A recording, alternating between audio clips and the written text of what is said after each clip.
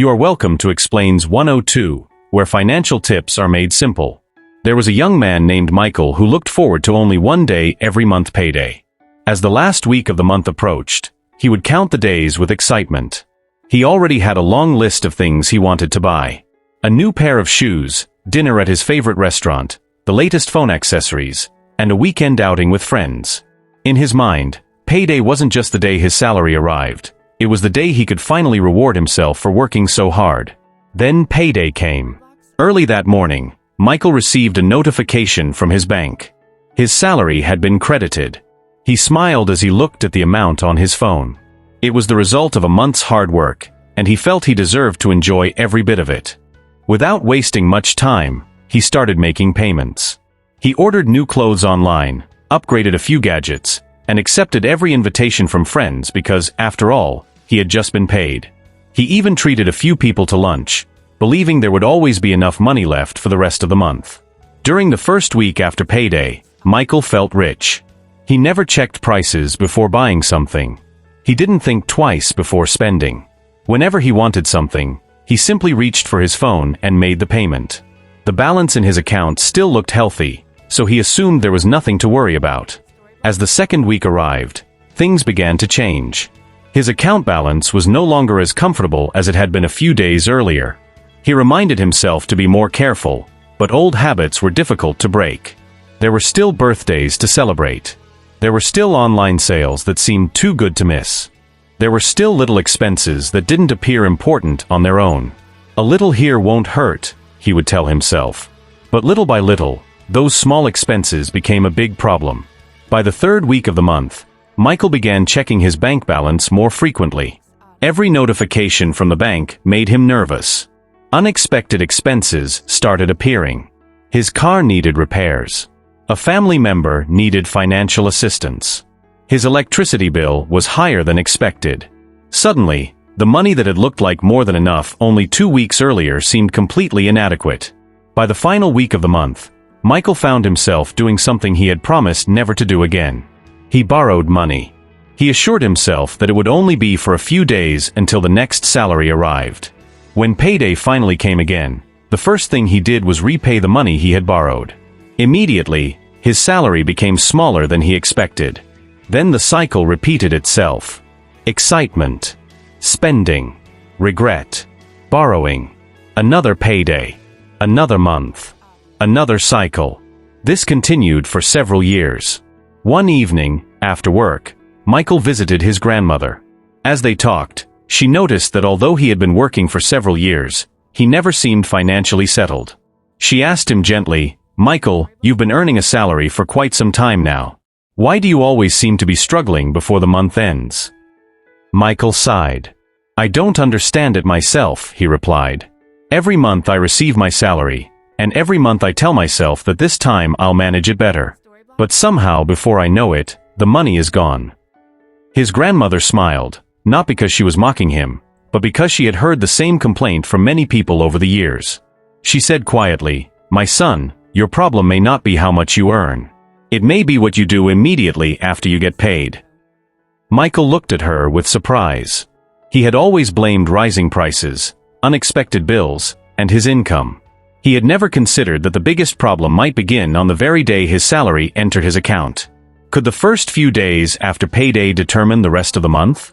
Was there one common mistake silently destroying his finances before he even realized it? That conversation marked the beginning of a lesson that completely changed the way Michael viewed money. And perhaps it will change the way you handle your next paycheck as well. Michael listened carefully as his grandmother continued. "My son," she said, "the biggest mistake people make after getting paid is not that they spend money. It is how they spend it." Michael looked confused. "What do you mean?" She replied, "Most people receive their salary and immediately begin spending before they have a plan. They allow excitement to control their decisions instead of wisdom." That statement made Michael think. Every payday, he would buy whatever came to mind first. He never sat down to decide how much should go to food, transportation, savings, investments, or emergencies. His salary arrived with a purpose, but because he never gave it a plan, it disappeared little by little. Money without a plan rarely stays for long. Imagine a builder trying to construct a house without a blueprint. He may have enough materials, but without a plan, the project will become disorganized and wasteful. In the same way, your salary needs direction. Every amount you earn should have an assignment before you begin spending it. His grandmother continued, "Another mistake people make is paying everyone except themselves." Michael interrupted. "What do you mean by paying myself? Isn't the salary already mine?" She smiled. "No. Paying yourself means saving or investing a portion of your income before spending it on anything else. Many people pay their landlord first. They pay transport. They pay for food. They pay subscriptions. They pay for entertainment. But they never set aside money for their own future. By the end of the month, nothing remains to save. Financially successful people reverse the order. They save and invest first, then adjust their lifestyle to what is left. They understand that saving is not what you do with leftover money. It is something you decide before the money begins to disappear. She then spoke about emotional spending. "Have you noticed," she asked, "that payday makes people feel excited?" Michael laughed because it was true. Whenever his salary arrived, he felt like celebrating. That excitement often led him into buying things he had never planned to buy. A discount advertisement appeared, and he immediately placed an order. Friends invited him out, and he could not say no. He convinced himself that because he had worked hard, he deserved every purchase. There is nothing wrong with rewarding yourself occasionally. The problem begins when emotions become the reason for every financial decision. Wise people do not allow temporary excitement to determine permanent financial outcomes. His grandmother paused before saying something that completely changed Michael's perspective. Never confuse your wants with your needs. A need is something essential for living and working. A want is something that can wait. Many financial problems begin because people treat every want as if it were an emergency. They believe everything must be bought immediately simply because the money is available. Michael realized that many of the things he bought during the first week after payday were not necessities. They were simply desires that could have waited. Finally, his grandmother asked him one last question.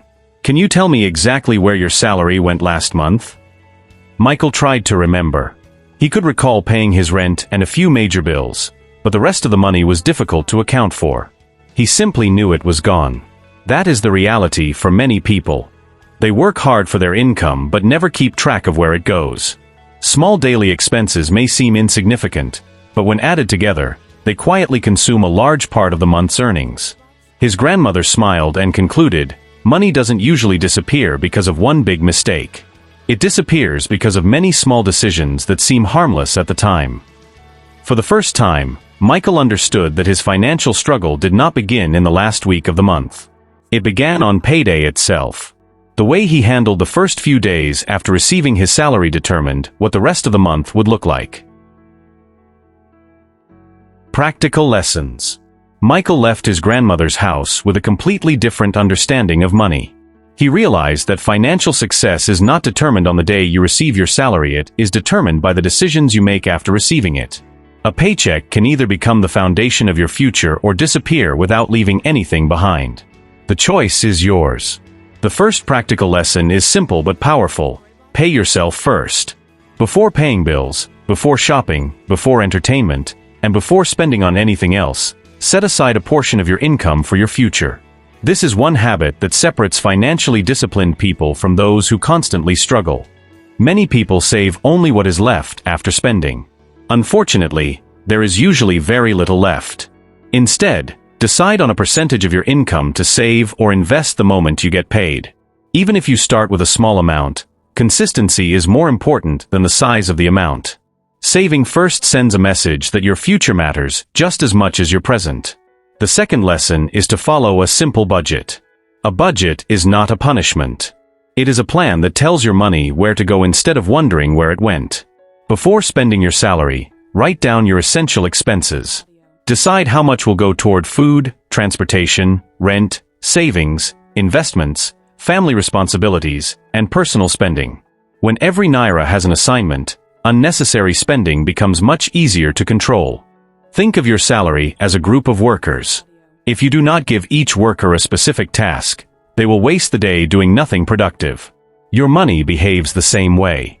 Every amount should have a purpose before it leaves your account. The third lesson is one that can save you thousands over your lifetime. Delay unnecessary purchases for at least 24 to 48 hours. Most impulse purchases are emotional decisions. You see something attractive online.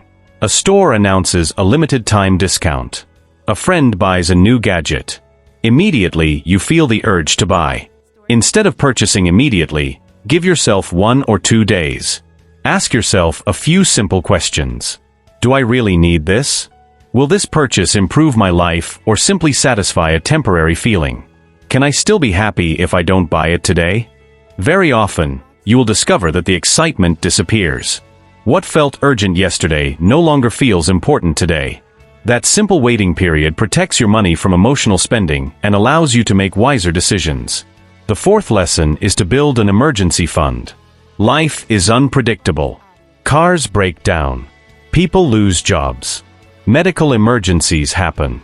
Unexpected family responsibilities arise. These situations are not unusual. They are part of life. The problem is that many people prepare for celebrations, but never prepare for emergencies. An emergency fund acts as your financial cushion. Instead of borrowing money or falling into debt whenever something unexpected happens, you already have money set aside to handle the situation. Building an emergency fund takes time, but every contribution brings you closer to financial peace of mind. The fifth lesson is to invest consistently.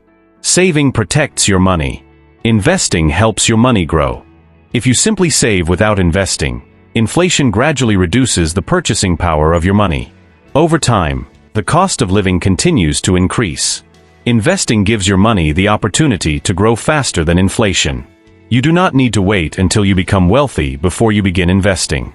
Start with what you can afford.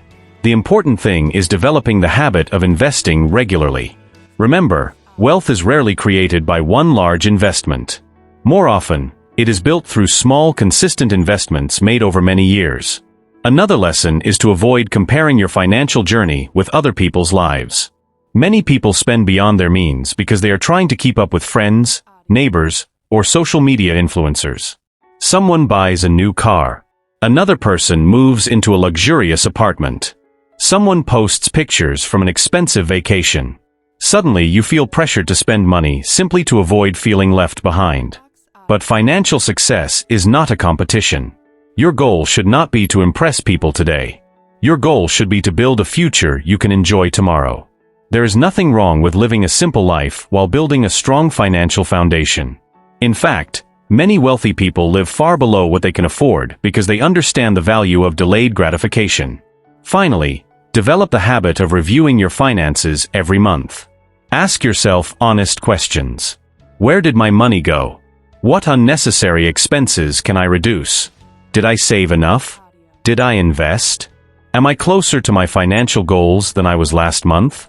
These questions help you identify mistakes early and make continuous improvements. Remember, financial success is not about being perfect. It is about making better decisions month after month. As we conclude, remember this: your salary is not your wealth. Your financial habits determine whether your salary becomes wealth. Payday should not simply be the day you receive money. It should be the day you make wise decisions that secure your future. The next time your salary enters your account, don't let excitement control you. Let wisdom lead the way. Give every naira a purpose, save before you spend, invest consistently, prepare for emergencies, and allow your money to become a tool that builds the life you truly desire. If you found this lesson helpful, subscribe to Explains 102, where financial tips are made simple. Join our growing community as we discover how money works, avoid costly financial mistakes, and learn practical strategies that lead to lasting financial freedom. Your journey to a better financial future starts with the decisions you make today.